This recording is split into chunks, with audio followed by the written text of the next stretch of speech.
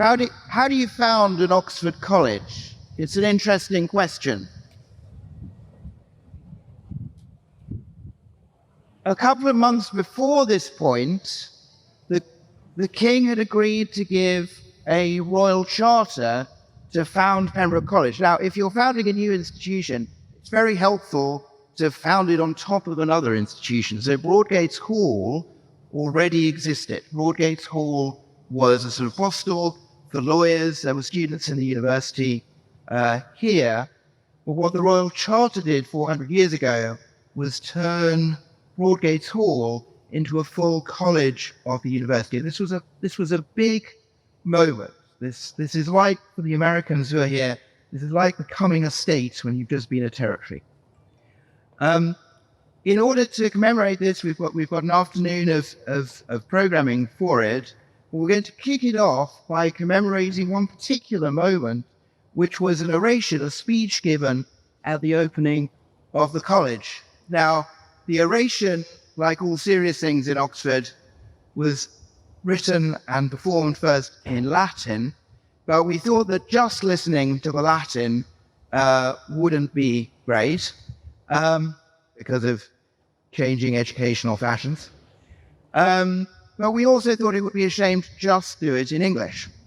So we're going to do both. So I'd like to introduce Tamsin and Richard, who are going to perform both the Latin and simultaneously the English translation of the speech given on this day 400 years ago when the college first opened its doors. Thank you both very much.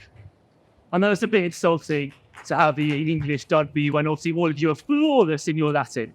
Then maybe just for the one or two of you who are struggling with your classics, we thought that we would do it in English as well.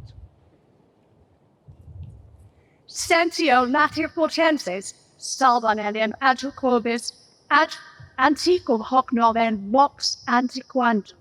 I understand that Broadgates, I've kept this old name, which has been used up until now, and so soon it will become obsolete.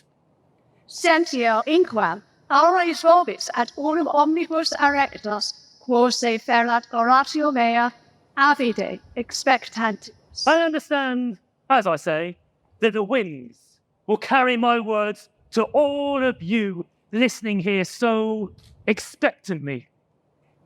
Et, ut itericam, auditorientibus, an in invidiam Pembrokeanum, and in gratiam dicturus surex. And I speak thus, in order that what I say may be heard by the listeners, be they envious of the Pembrokeans or thankful. Quae vero sunt ista paperam interprantibus mob, quae me quasi in aula funere lamentibus veris, atque quod dicitor spirantibus, extrago Deus spiritus. Indeed, such begrudging behaviour is a poor way to celebrate a new birth. Do you really want to lament the death of the old halls in the manner of a tragic poet? Ed album vestram, vagam et ados adespoto, quem enim buius domus patrem aut fundatorum recolimus. Then let us welcome the father of this house, or the founder, to this nomadic, faceless and masterless hall. Itutena recepit Michaelas nobilissus, de aula collegio, de lati potentiis suo indice nomine Pembrokiensis, de la laetoritiae, ut itadicam, itque sidur durationes spectes, vere mamoreo factorus, quoque ipsa fuida invidia, nisi fluens aspiciat. Yet, the noble Maecenas, patron of learning, now take under his protection. And the college hall, known as Broadgates, will now take on its new name of Pembroke, happily, as I've already said. And you will see that it will endure, and it has, new marble halls. And it will witness no envy, nor crying.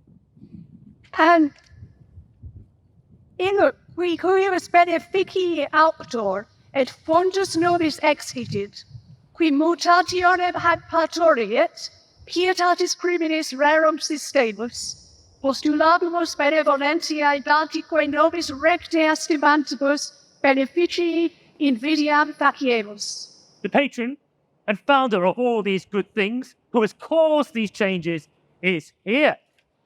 So let us stop this complaining. Quis tame probus et nulla fronte qui hac dicat. Has anyone got a problem with that? Quid enim? Iura nostra, si quae florit salva omnia, quadquamque lati potentiam, iura, quas privatas rationes putemus tansi. Well, what then? Our laws, which we previously followed, will all be maintained just like those of Broadgates. We wouldn't dream of changing things. But, cum de communi bono agitator non prostus iaceant, et collegio Pembrociano fasces submitant. And since it is done for the common good, do we not progress forward as Pembroke College is founded? Eadem tandem jura omnia, idem magister et principalis, eadem fides. Nisi quod nobiliores latipotensis Pembrociensis, et vice versa. Pembrociensis latipotensis.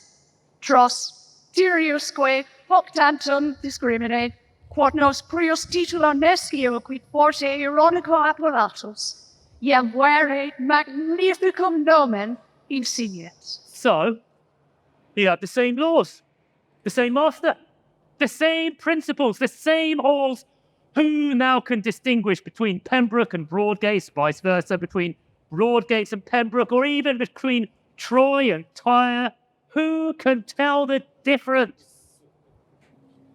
Quis alga lati potentium cum ex albae antique ruderibus fainice Pembrocianum excitatem videret, quod tantum nunquid, non astant ostentabunt damnensum, et graptulabitosibi tam utilem nominus iactura. The educated person will see Pembroke rise like a phoenix from the ashes of Broadgates. Why would they display scorn and not be grateful? Idret iam Pembrocianum in portas nostros, nec non etiam in annos, hanc latipotensem nostram apute vir fornantissime, caracata tecen deponimus, donat enim fuero dicre religimus. Now, Pembroke enters our gates and into our hearts. We give Broadgates to you for safekeeping and leave it with you, though it is hard to say, most noble patron. Apute inquam aspicato deponimus vox pro aula collegium pro principalum magistrum rector. We placed in your hands for you to be welcomed on this, such an auspicious day for the college and the fellows.